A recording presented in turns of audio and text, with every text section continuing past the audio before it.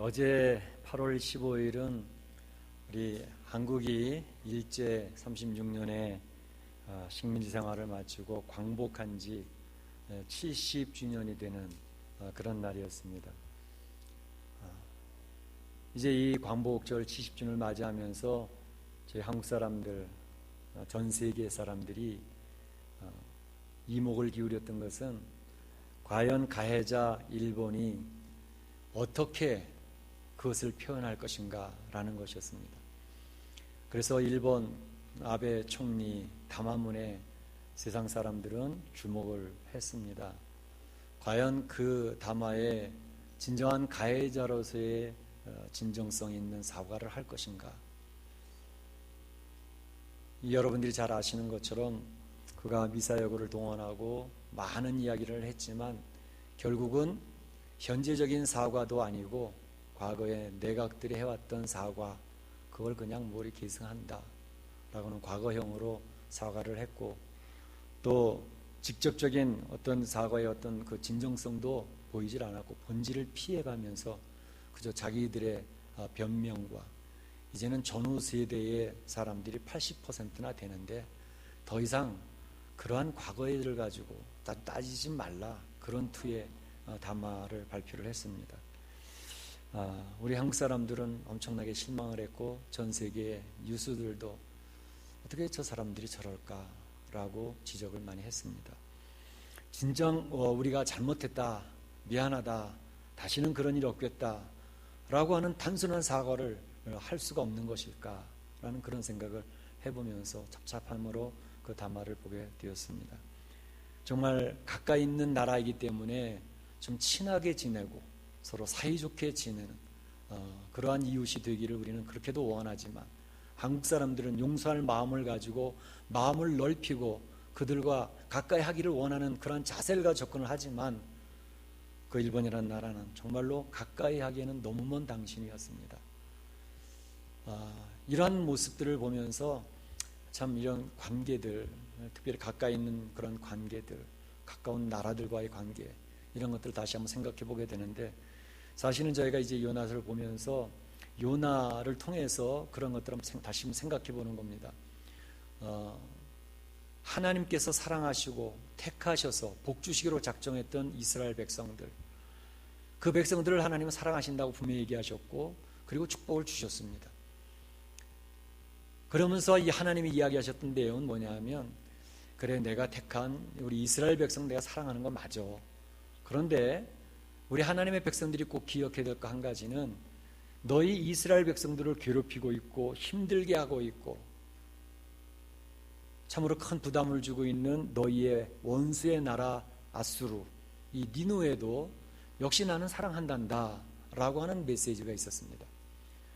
그래서 하나님께서는 요나를 택하셔서 너의 원수의 나라이기는 하지만 그 니누에에 가서 그들의 죄가 너무 잔인하고 포악하기 때문에 그 죄 때문에 스스로 멸망할 수밖에 없는 상황이 되어졌는데, 이제 그 죄를 회개하고 돌이키면 그들이 회복될 수 있는 길이 있다는 사실을, 그 메시지를 요나야 가서 좀 선포해줘라.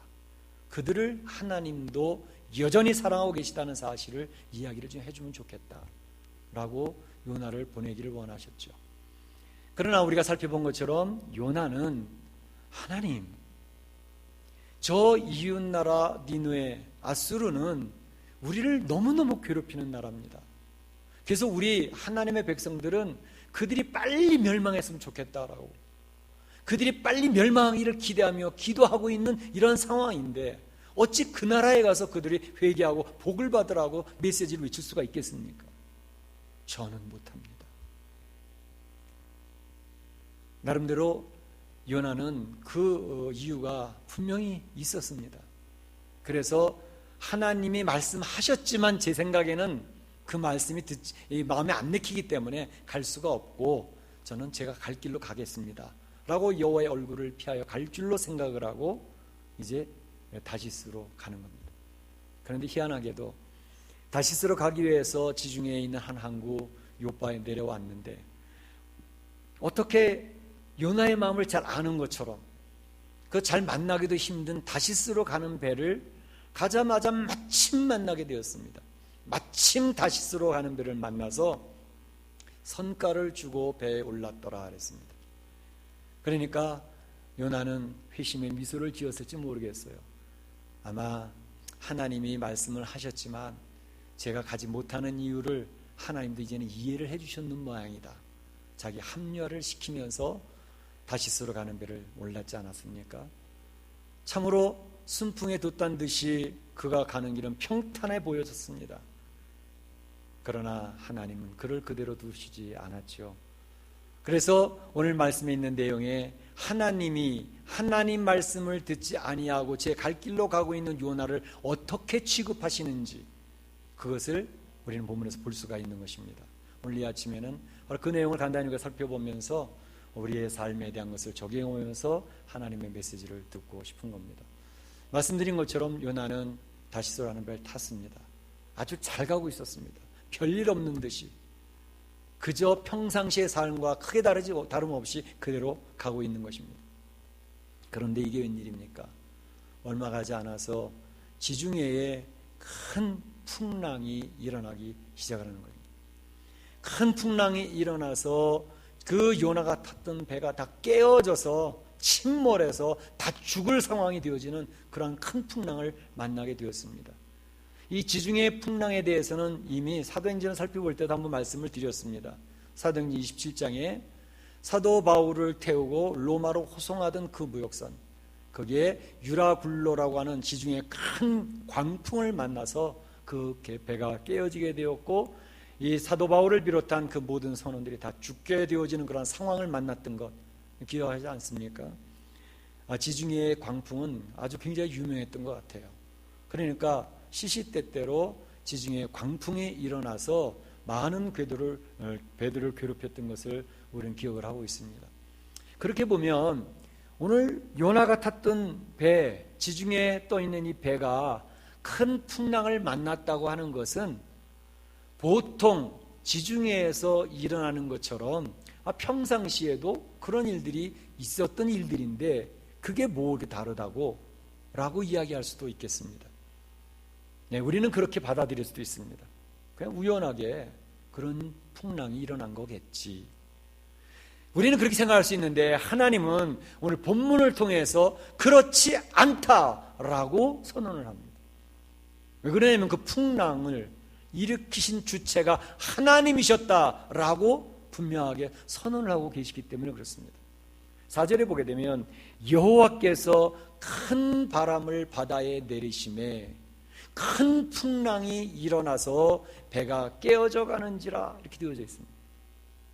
그러니까 그 지중해에 일어난 풍랑이 그저 보통 때 가끔씩 일어나는 그런 풍랑이 아니었고 하나님이 간섭하셔서 큰 바람을 바다에 내리심으로 큰 풍랑이 일어나 배가 깨어지게 된 것이었다라고 성경은 선언하고 있다는 얘기입니다. 저희는 종종 우리의 삶을 살면서 그냥 우리 삶 속에서 일어나는 일들, 가정에서 일어나는 일들, 직장과 사업터에서 일어나는 일들, 또 신앙생활에서 우리 신앙의 공동체 안에서 일어나는 일들, 이러한 일들을 평소에도 그런 일도 있었고 그거 별일이 아니야. 가정에도 보통 가정에도 그런 일도 다 있는 거고 직장 사업하다 보면 이런 일도 다 있는 거 아니야. 신앙생활하는데 그런 어려움도 있을 수도 있고 이렇게 생각하고 지나갈 때가 많습니다. 그런데 우리가 그렇게 그냥 넘기지 말아야 될 것은 하나님께서는 그 하나님의 사랑하는 사람들, 하나님의 사람들에게 아주 가까이 오셔서 이야기를 하시기도 하고 그의 삶을 간섭하시기도 하고 그의 삶에 복을 내리시기도 하고 때로는 그들의 삶을 막으시기도 하시면서 하나님이 그 백성을 살아가고 인도하고 계시다는 사실을 선포하시는 분이 하나님이십니다. 그렇기 때문에 성도들의 가정에서 일어나는 일이나 직장과 사업에서 일어나는 일들, 우리 교회 공동체 안에서 일어나는 그런 일들을 그냥 우연의 일들로 치우쳐버릴 수가 없는 것은 살아계신 하나님이 이런 일들을 통해서 지금 나에게 무슨 말씀하고 계시는가 하는 것에 대해서 우리는 민감할 필요가 있다고 하는 것입니다. 나에게 이야기하고 싶어서 이런 일을 주시는 게 아닌가. 나에게 무엇인가를 깨닫게 하기 위해서 이 가정에, 내 직장과 사업의 삶에, 또 우리 공동체 안에 이런 일들을 하나님 던지고 계시는 것은 아닌가 살펴볼 필요가 있다라고 하는 것입니다. 그 하나님 그 메시지를 민감하게 받게 되어져서 우리는 하나님 앞에 바로 설 수 있는 기회를 찾을 수가 있는 것입니다. 요나가 탄 이 배에 하나님의 간섭하시는 큰 풍랑이 임했습니다. 하나님의 말씀을 불순종하고 내 갈 길로 가겠다라고 나섰던 요나에게 큰 풍랑이라고 하는 것을 던지심으로 하나님은 말씀을 하기 시작을 하셨습니다. 요나 한 사람 하나님이 교육시키기 위해서 큰 풍랑에 내려졌는데 요나 한 사람의 문제로 끝난 것이 아니라 요나가 함께 있던 그 배 안에 있는 선원과 사공들 모든 그 공동체 안에 같은 피해가 입혀지고 있다고 하는 사실은 우리에게 시사하는 바가 큽니다. 한 사람이 잘못한 건데 한 사람이 하나님 말씀 안 들은 건데 그게 왜 같이 있던 사람들에게까지 피해가 미칠까? 그런 일들은 성경에서 자주 보입니다. 이를테면 여리고성 철옹성이지 않았습니까? 여리고 철옹성을 무너뜨렸던 사건은 여러분 잘 아실 겁니다. 하나님의 놀라운 기적과 이적으로 그 여리고성이 와르르 무너졌습니다. 그때 하나님의 역사를 하시기 전에 그들에게 이스라엘 백성이 이야기를 하신 것들이 있죠. 성이 무너지고 점령하거들랑 그들의 물건을 가지면 안 된다. 그런데 그때 하나님의 말씀을 모든 백성이 열심히 지키고 그 말씀대로 살고 있는데 한 사람이 그 하나님 말씀을 우습게 생각했습니다. 쉽게 생각했습니다. 아이고 뭐 하나 가지면 어때? 그 사람이 바로 아간이었습니다. 아간이 지은 그 불순종으로 말미암아 그 다음 여리고와는 상대도 되지 아니하는 아이라고 하는 조그만 성이 있었습니다. 그 성에 이스라엘 백성이 또다시 공격을 하는데 참패를 당했습니다. 많은 이스라엘 백성이 죽었습니다. 한 사람의 잘못으로 이스라엘 공동체에 두려움이 찾아왔습니다. 하나님의 징계가 아간에게만 끝나는 게 아니라 그 공동체 전체적으로 미치고 있는 것을 볼 수가 있습니다. 그것만 끝난 게 아니라 이거 보게 되면 그 배가 이제 침몰이 되고 있는 상황이니까 그 배를 침몰시키지 않으려고 그 선원들이 그 배에 있는 물건들을 막 버리기 시작을 합니다. 그 배에 있는 물건들이 굉장히 값진 물건들이었습니다. 무역 물품이고요, 가공 물품들이기 때문에 이것을 가지고 무역을 하고 있는 그런 것들이기 때문에 굉장히 귀한 것들인데 배를 살리기 위해서 그 물건들을 다 버립니다. 재산적인 피해까지 따라옵니다. 한 사람 요나의 불순종으로 말미암아 공동체가 두려움에 빠졌습니다. 또 물질적인 피해까지 따라옵니다. 이런 것을 보면서 한 사람의 중요성 얼마나 중요한가. 하나님께서는 그의 사랑하시는 자를 이와 같이 간섭하시고 다스리시고 한다는 사실을 보여주면서 우리 가정에서 일어나는 일들, 직장과 사업에서 일어나는 일들, 내 주변에서 일하는 모든 일에 대해서 우리는 민감하게 하나님의 음성을 들을 줄 아는 귀가 크게 열려질 필요가 있다라는 생각을 해보게 되는 것입니다. 그런데 사실 이 징계가 요나를 향하여 다가가고 있는데 이 징계를 받아야 될 요나는 어떻게 하고 있었는가 하는 것입니다. 요나의 모습, 요나는 그 배 맨 밑바닥에 가서 깊이 잠이 들었다라고 이야기를 하고 있습니다. 이 배는 그냥 돛담배를 나는 그런 자그마한 배가 아니었습니다. 히브리어로 세피라라고 되어져 있는 단어를 쓰고 있는데 이것은 저도 가판이 있는 상당히 규모가 있는 배였던 것입니다. 그 배에 그가 피할 곳이 어디 있는가? 배 가장 맨 밑바닥으로 내려가서 누워서 깊이 잠이 든지라 이렇게 성경이 얘기하고 있습니다. 사람이요 하나님의 말씀을 잘 못 지키고 있을 때는 불안하고 초조해지거든요. 하나님 말씀을 잘 따라가고 있을 때는 마음이 편안합니다. 세상이 다 무너지는 것 같은데도 하나님 말씀을 순종하고 있는 사람은 아주 담대합니다. 걱정이 없습니다. 그 큰 문제들이 크게 보이질 않아요. 그런데 하나님의 말씀을 따르지 못하고 있잖아요. 그러면 얼마나 불안하고 초조한지 모릅니다. 조그만 문제가 하나 터졌는데도 그 조그만 문제가 산더미처럼 크게 느껴지는 겁니다. 하나님을 의지하는 믿음이 약해져서 이 모든 세상 삶이 다 두려움으로 다가옵니다. 그러니까 요나는 하나님의 말씀을 거역하고 자기 갈 길로 가고 있다면 지금 불안하고 초조해서 잠이 들 수가 없는 상황입니다. 그런데 이 배짱이 좋아서 그럴까요? 배 밑에 내려가서 잠을 자는데, 여기서 깊이 잠들었다고 하는 것은 코를 골며 자는 것을 의미하는 겁니다. 코를 골고 퍼져 있는 겁니다. 이 모습을 보면서 이 요나의 영적인 상태가 밑바닥을 치고 있구나 하는 것을 볼 수 있습니다. 신앙이요, 신앙생활하는 성도들이 영적으로 항상 똑같은 상태를 유지하는 것 같이 보이지만 그렇지 않습니다. 하나님의 말씀을 가까이 하고 하나님 앞에 엎드려 기도할 때는 영적으로 굉장히 강한 상태를 유지하고 있기 때문에 영적으로 강합니다. 그래서 그 마음의 평강과 안식을 유지합니다. 그리고 담대해집니다. 그러나 영적으로 밑바닥을 치고 있을 때에는 이게 하나님의 음성이 들려지지도 않고요, 하나님이 오셔서 발길을 걷어차도 모릅니다. 하나님의 음성이 알 수가 없어요. 그러니까 지금 요나는 이 영적인 상태가 밑바닥을 치고 있기 때문에 하나님께서 징계를 내리셔서 그가 타 있는 배를 지금 흔들고 계시는데도 전혀 개의치 않습니다. 뭐 어떻게 되겠지, 뭐 개쎄라 쎄라 될 대로 되라, 뭐 알아서 하시겠지. 잠이 들어버려요. 사실 우리 성도 신앙생활은 성도라는 존재가 약합니다. 그리고 허물이 있습니다. 그리고 구원받은 백성임에도 불구하고 여전히 죄의 성품이 있어서 그 죄의 성품들이 우리의 삶을 충동질합니다. 그래서 자주 실패하고 넘어지고 쓰러집니다.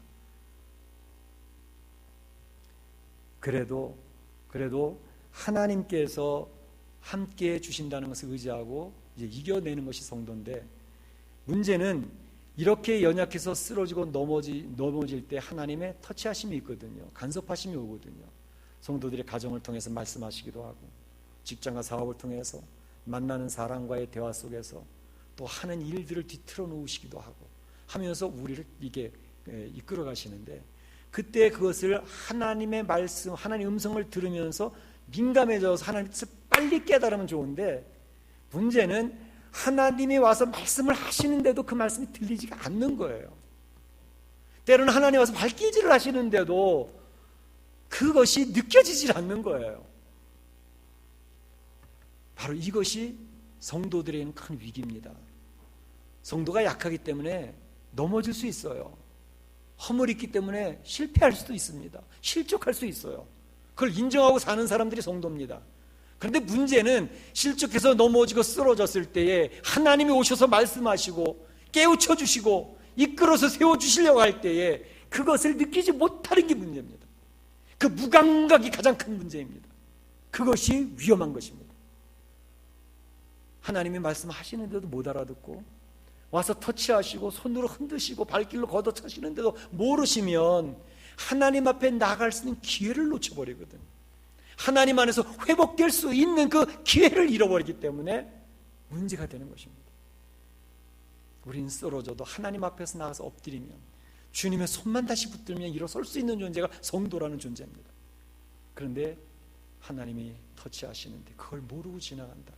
이것이 불행의 씨앗입니다. 본인이 깨닫지 못하니까 하나님께서 이방인을 들어서 말씀하시기 시작을 합니다. 그 배에 선장을 불러내셨습니다. 선장은 너무 위기 상황이니까 각 선원들을 모집해서, 야, 너희들 다 신을 모시고 있잖아. 너희 신들에게 지금 열심히 기도해봐. 열심히 간구해봐. 열심히 기도를 하고 있습니다. 선장이 여기저기 다니면서 기도하나 보고서 있습니다. 그런데 배 밑창에 가니까 한 사람이 코를 골며 쿨쿨 자고 있는 것이었습니다. 선장이 흔들어 깨웁니다. 자는 자여 어찌미뇨, 일어나 네 하나님께 기도하라. 그럼 우리 살려주실지 어찌 알겠느냐, 이렇게 얘기를 합니다. 이 모양을 보니까 유대인의 옷을 입고 있어요. 이스라엘 사람이에요. 그 모습을 보니까. 그러니까 이스라엘 사람들이 섬기는 여호와 하나님, 너희 하나님 앞에 기도 좀 해봐. 그 하나님이 구해주실지 어찌 알아, 얘기합니다. 너희 하나님, 네 하나님이라고 할 때 그 하나님을 엘로힘이라고 하는 단어를 쓰고 있는데, 그 엘로힘에 정관사를 붙여서 사용합니다. 더 엘로힘, 하 엘로힘 이렇게 씁니다. 이거 정관사를 붙인다는 것은 특별한 의미가 부여됩니다. 오로지 한 분이신 하나님, 그 특별하신 하나님을 이야기하는 겁니다. 그러니까 이 선장이 너의 유일하신 하나님, 그 특별하신 하나님 앞에 기도하면 그 하나님이 구해 주실 줄 어찌 알겠느냐? 기도해라, 이렇게 얘기를 하는 겁니다. 선장이 흔들어 깨울 때에 이 요나가 어찌 몰랐겠습니까? 하나님을 섬기는 그런 사람 아닙니까? 그가 와서 깨울 때, 아하, 드디어 하나님의 손길이 나에게까지 오고 있구나. 하나님이 터치하고 계시는구나. 그러니까 선장이 일어나서 깨울 때에 그때 바로 즉시 바로 내 잘못 때문에 이런 일이 벌어지고 있습니다 라고 고백을 하고 자기 잘못을 고백했더라면 얼마나 좋았겠습니까? 요나는 입을 딱 다물고 침묵합니다. 모르는 척하고 얼굴에 철판을 깝니다. 단 모릅니다. 그리고 그때에 바로 빨리 회개를 했더라면 얼마나 좋았을까. 하나님께서 이방인의 손길을 통해서 지금 터치하시고 알려주고 계시는데도 요나는 모른 척하고 지나가려고 합니다. 우리가 잘못했을 때요, 회개는 빠르면 빠를수록 좋습니다. 자기의 잘못을 빨리 시인하면 시인할수록 상처가 깊어지질 않습니다. 그러니까 끝까지 버팅기잖아요. 끝까지 버팅기면 수술해야 됩니다. 그리고 상처의 흔적이 남습니다. 그러니까 회개하면 하나님이 다 용서해 주시고 회복시켜 주시는 건 맞아요. 그런데 내 고집으로 끝까지 버팅기잖아요. 버팅기면 버팅길수록 상처는 깊어지고 흔적은 커집니다. 그래서 성도들이 지혜로운 성도는 자기 잘못이 느껴지면 속히 나와서 하나님 앞에 회개함으로 흔적을 없애고 상처가 깊어지지 않도록 하는, 이게 성도의 살아가는 지혜이기도 합니다. 그런데 지금 요나는 모르는 척하고 넘어가려고 합니다. 그러나 하나님이 침묵하신다고 그냥 내버려 두신 하나님이 아니시죠. 모르는 척하고 넘어간다고 하나님 그대로 두신 분이 아니시죠. 그래? 네가 모르는 척하고 넘어가려고? 너의 죄를 인정하지 않으려고 그래? 그럼 내가 하는 방법이 있지. 선장이 모든 배의 선원들과 상은 다 불러 모으고 요나까지 불러냅니다. 자, 이 풍랑이 누구 때문에 일어나는 것인지 우리가 제비뽑기를 하자. 제비뽑기를 하자는 거예요. 당시에 이방인들이나 유대인들이나 이제 조그만 돌을 집어넣고 그걸 통해서 뽑는 제비뽑기 하는 것이 그런 풍습이 있었습니다. 한번 해보자. 누구의 죄 때문에 이런 일들이 일어났는지 제비를 뽑습니다. 선원들이 돌아가면서 한 명씩 뽑습니다. 근데 이게 웬일입니까? 그 제비가 요나에게 딱 당첨이 되는 겁니다. 하나님이 요나야, 네가 침묵하고 모르는 척해도 내가 모르고 지나가겠어? 바로 너야! 라고 지적을 하시는 겁니다. 우리 하나님이요, 우리 성도들의 일거수일투족 다 보고 계시는 분입니다. 멕시코에서 어떻게 살고 계시는지, 어떻게 행동하고 있는지, 어떤 사람과 무슨 일이 있는지도 다 알고 계십니다. 심지어 내가 내 옆에 있는 사람에게 말하지 아니한 나의 생각과 나의 계획까지도 다 감찰하시는 분이 하나님이십니다. 우리는 그것을 믿고 있는 성도들입니다. 바로 그 하나님이 요나에게 제비를 뽑히게 함으로 바로 너라고 분명하고 확실하게 지적을 했습니다. 선장이 어찌 된 일이냐고, 도대체 내 생업이 무엇이고 내가 어디서 왔으며 내 나라는 어느 나라고 너는 어느 민족에 속해 있는 존재냐? 라고 선장이 다고칩니다. 요나가 대답을 합니다. 나는 히브리 사람이요, 바다와 육지를 주관하시는 하늘의 하나님을 경외하는 자입니다 라고 그때 고백을 합니다. 그 선장을 비롯한 그 배에 탔던 많은 사람들이 분노하면서 질책을 합니다. 내가 어찌하여 이렇게 하여 우리의 풍랑을 우리가 다 죽게 만들었느냐고. 그 불신자들입니다. 하나님 모르는 사람들이 하나님을 믿는 요나를 향하여 다구치며 손가락질하고 비난을 합니다. 하나님의 사람들은 원래 하나님의 축복을 받는 또 축복을 이끌어주는 축복의 통로들입니다. 그런데 축복의 사람들이고 축복의 통로가 되어진 성도들이 하나님과의 관계가 막혀버리면서 그 삶 속에 하나님의 은혜가 임하지 않으면 맛을 잃어버리는 겁니다. 소금의 그 맛을 잃으면 길가에 버려져 밟힌다 그러지 않았습니까?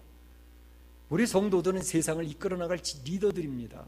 불신자들을 이끌어가고 하나님의 은혜를 선포하고 이 세상 어떻게 되어져야 된다고 그것을 이끌어줘야 되는 성도들, 리더들인데 그들이 불신자들에 의해서 손가락질을 받습니다. 무슨 예수 믿는 사람이라고. 너희들이 다른 게 뭔데? 그 다음에는 막 짓밟습니다. 성도가 수치를 당합니다. 모욕을 받습니다. 하나님 앞에 바로 서지 못할 때에 성도들에게 나타나는 결과들입니다. 그러나 하나님은 바로 이 성도들을 바르게 세워서 이 온 세상에 왕같은 제사장으로 활동할 수 있도록 하시는 것이 하나님의 꿈입니다. 결국 징계를 받는 환경 가운데서도 무감각했던 요나, 허락된 회개 기회가 주어졌음에도 모른 척하고 지나가려고 침묵했던 요나, 그는 결국 제비 뽑힘으로 말미암아 그들 앞에서 죄를 시인하고 비난을 받게 되었습니다. 죄를 시인하고 내가 죄인 맞습니다 라고 했으면 문제가 좀 해결되면 얼마나 좋겠습니까? 해결이 되질 않았습니다. 여전히 큰 풍랑은 그 배를 위험에 빠뜨리고 있었습니다. 바다가 점점 흉용한지라 이렇게 했습니다. 그 선장이 요나에게 묻습니다.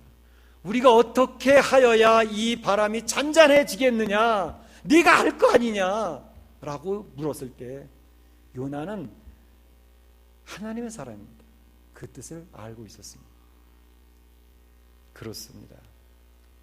바로 이 풍랑을 만난 것이 나 때문인 줄 내가 아노라. 그는 다 알고 있는 거예요.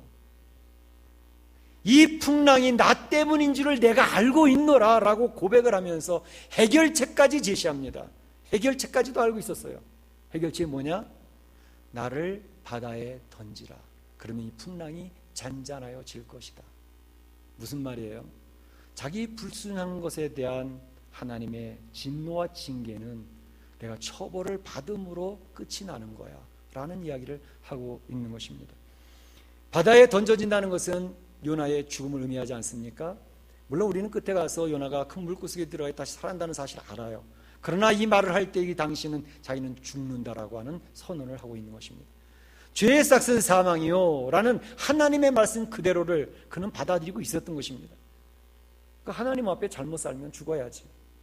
그 죄의 값으로 우리는 죽음에 처해진 존재들이 아니겠는가.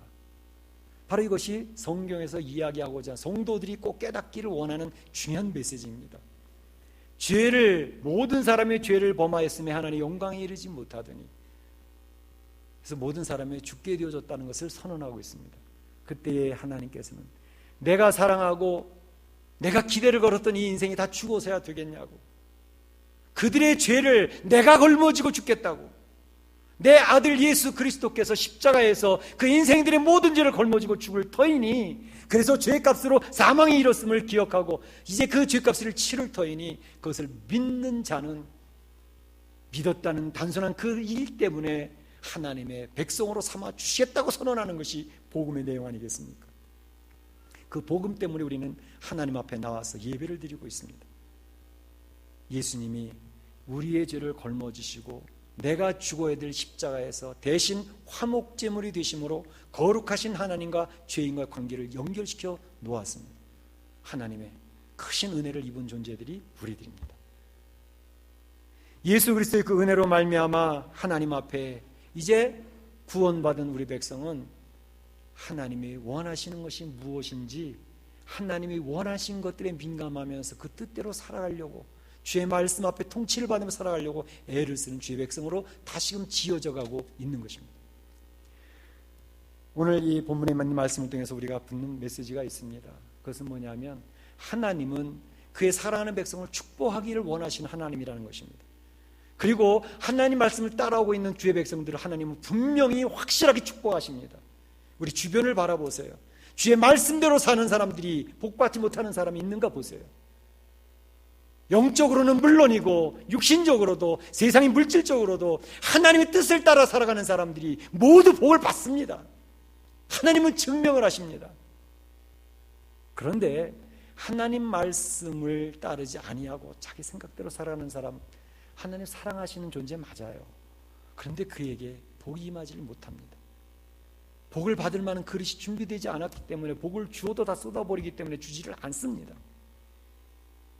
오히려 하나님 말씀을 거역하고 살아갈 때 하나님께서는 징계라고 하는 채찍을 들어서 그를 치시기 시작합니다. 그래서 가정을 흔드는 겁니다. 그래서 직장과 사업에 문제가 생기는 겁니다. 공동체도 어려움이 있는 겁니다. 왜? 하나님의 복받을 그릇을 만들기 위해서. 그 징계라는 것은 우리 복 주시기 위해서 하나의 사람 만들기 위해서 주시는 것들입니다. 우리 부모님들이 자녀들에게 채찍을 들 때 그 채찍으로 자녀를 때릴 때 그 자녀 망하라고 때리겠습니까? 이 잘못 돌이켜서 이제 축복받는 자녀가 되라고 채찍을 드는 거 아니겠습니까? 하나님의 마음이 그와 동일합니다. 그래서 하나님께서 이야기를 하십니다. 히브리서 12장 5절 6절에서 이렇게 얘기를 하셨습니다. 내 아들아 주의 징계하심을 경히 여기지 말며 주께서 꾸짖으실 때에 낙심하지 말라. 그 말씀 속에 주님의 애잔한 사랑이 느껴지지 않습니까? 주님께서 꾸짖으실 때 낙심하지 말라고. 꾸짖으시는 하나님 마음도 아프다는 겁니다. 징계하는 하나님도 아프다는 겁니다. 낙심하지 말라는 거예요. 바로 서라는 거죠. 그래서 복받는 하나님의 백성이 되라는 것이죠. 말씀하시기를 주께서 그 사랑하시는 자를 징계하시고 그 받으시는 아들마다 채찍질 하시느니라 그랬어요. 사랑하시기 때문에 채찍을 드셨다는 거예요. 받아주신다고 하는 전제가 있기 때문에 채찍질을 하신다는 거예요. 받아주실 의향이 없다면 채찍질도 안 하시겠다는 겁니다. 하나님의 사랑입니다. 우리가 이 세상을 살면서 우리의 이민의 삶을 살면서 이렇게 저렇게 많은 풍랑을 만나고 힘들지 않습니까? 그 속에서 하나님의 그 주님의 소리를 들을 수 있고 주님의 그 사랑을 느낄 수 있다면 내가 이게 내 뜻대로 살면 안 되고 하나님 뜻대로 살려고 볼 받겠구나 라고 한다면 하나님 앞에 엎드린 자가 되어야 되지 않겠는가 하는 것입니다. 오늘 큰 풍랑 많은 요나를 살펴보았습니다.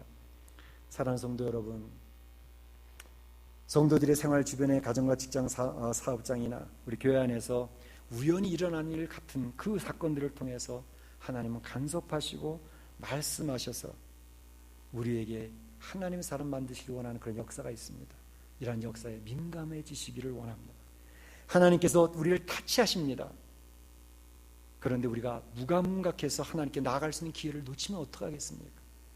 회복될 수 있는 기회를 하나님 허락하고 계시는데 그걸 놓치지 마시기를 바랍니다. 우리 삶 가운데 큰 풍랑, 감당하기 힘든 풍랑이 왔다 할지라도 그것은 곧 나를 사랑하시기 때문에 주시는 하나님의 사랑의 채찍인 것을 기억을 하시고 낙심하지 말라고 하시는 주의 음성에 귀를 기울이시기 바랍니다. 주의 마음을 붙드시기 바랍니다. 나를 사랑하시면서 낙심하지 말라고 외치시는 주의 음성을 들으실 수 있길 바랍니다. 그래서 풍랑이 있을 때 인내하셔야 합니다. 그리고 인내하면서 주님의 축복을 바라보시길 바랍니다. 우리 하나님은 우리 성도들을 축복하기를 원하시지 우리 성도들이 망하기를 원치 아니하시는 분입니다. 사랑하는 성도 여러분이 오늘 요나의 사건을 보면서 하나님의 음성을 느끼고 하나님의 손길을 느끼면서 주의 사랑 가운데서 힘을 내시기를 주의 이름으로 축원합니다. 축복합니다.